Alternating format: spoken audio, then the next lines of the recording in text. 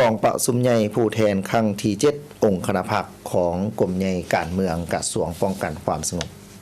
กองประชุมใหญ่ผู้แทนองค์คณะพรรคกรมใหญ่การเมืองป้องกันความสงบครั้งที่7ได้ไขขึ้นอย่างเป็นทางการในตอนเช้าของวันที่10มีนาคม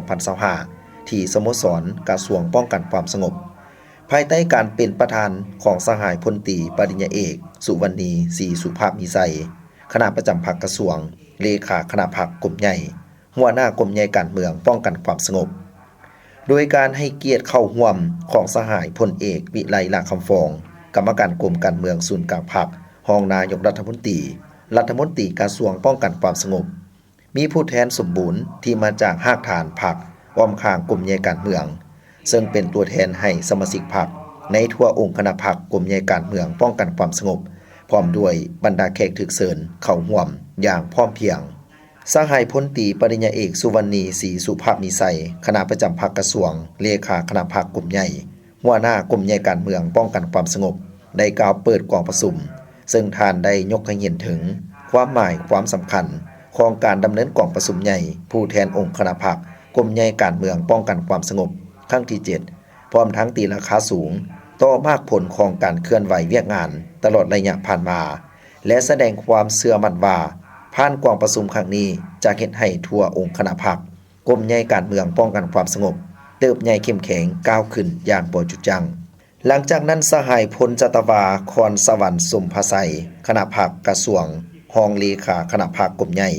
รองหัวหน้ากรมใหญ่การเมืองป้องกันความสงบได้ผ่านบทรายงานการเมืองและผ่านบทสำรวจการนำพารวมของคณะพรรคกรมใหญ่การเมืองป้องกันความสงบสมัยที่6ซึ่งได้สรุปตีราคาผลการจัดตั้งปฏิบัติมติกองประชุมใหญ่ครั้งที่7เป็นต้นแม้นบรรดาผลงานด้านดีและจุดอ่อนข้อคงค้างพร้อมทางสาเหตุและบางปัญหาที่เป็นบทเรียนในต่อหน้าตลอดระยะ5ปีผ่านมาคณะพรรคกรมใหญ่การเมืองป้องกันความสงบได้เป็นเจ้าการนำพาเวียกงานศึกษาอบรมการเมืองแนวคิดในทั่วกำลังป้องกันความสงบอย่างตั้งหน้าปรับปรุงก่อสร้างพรรคพนักงานก่อสร้างกำลังป้องกันความสงบให้เติบใหญ่เข้มแข็งมีความบากบั่นพยายามในการนำพาจัดตั้งปฏิบัติมติกองประชุมใหญ่ครั้งที่6ใน5ปีต่อหน้าตลอดระยะ5ปีผ่านมาคณะพรรคกรมใหญ่การเมืองป้องกันความสงบได้เป็นเจ้าการนำพาเวียกงานศึกษาอบรมการเมืองแนวคิดในทั่วกำลังป้องกันความสงบอย่างตั้งหน้าปรับปรุงก่อสร้างพรรคพนักงานก่อสร้างกำลังป้องกันความสงบให้เติบใหญ่เข้มแข็งมีความบากบั่นพยายามในการนำพาจัดตั้งปฏิบัติมติกองประชุมใหญ่ครั้งที่6ใน5ปีผ่านมามีผลสำเร็จในหลายด้านในโอกาสนี้บรรดาผู้แทนที่เข้าร่วมกองประชุมใหญ่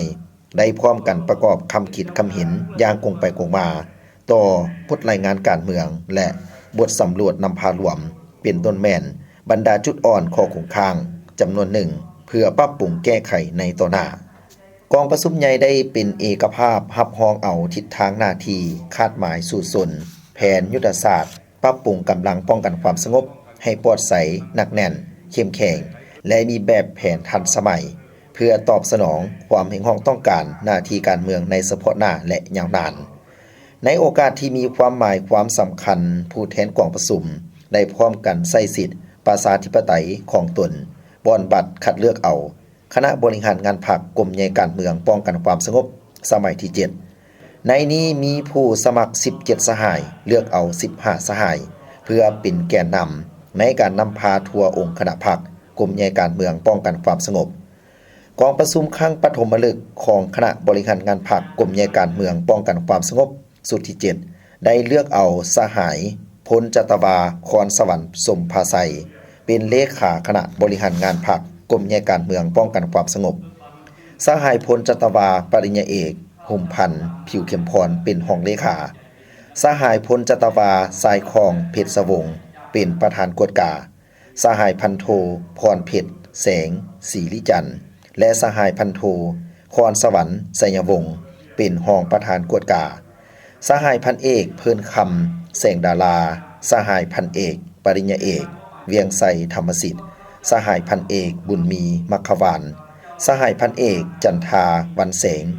สหายพันเอกนางจันเดือนเทพวงศ์สหายพันเอกวรรณเรศบุตรวงศ์ สหายพันเอกเพียรศรีแสงคำจองสหายพันเอกสมพรแก้วภูทรสหายพันเอกปริญญาเอกสมพันธ์ศรีวงไสสหายพันเอกสุพันทองไขยวงศ์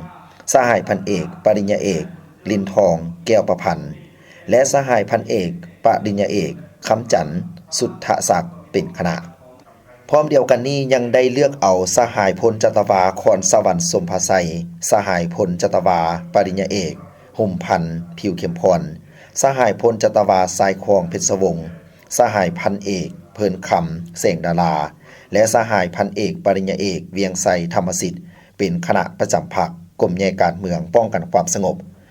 ในกองประชุมยังได้ป้อนบัตรเลือกเอาผู้แทนไปร่วมกองประชุมใหญ่ครั้งที่6ขององค์คณะพรรคกระทรวงป้องกันความสงบจำนวน24สหายตื่มอีกกองประชุมครั้งนี้สุดที่มีความหมายความสำคัญได้รับฟังการโอลมของสหายพลเอกวิไลลาคำฟองกรรมการกรมการเมืองศูนย์กลางพรรครองนายกรัฐมนตรีกระทรวงป้องกันความสงบซึ่งได้นำเอาบรรดาทัศนะสีนำก็คือจิตใจบุกทะลุในการสืบต่อปรับปรุงและก่อสร้างกำลังป้องกันความสงบเพื่อเป็นทิศในการค้นคว้าและนำไปจัดตั้งปฏิบัติให้เกิดมากเกิดผลตัวจริงสร้างกำลังป้องกันความสงบให้เป็นกำลังที่จงรักภักดีต่อพรรคต่อประเทศชาติและรับใช้ประชาชนอย่างสุดใจ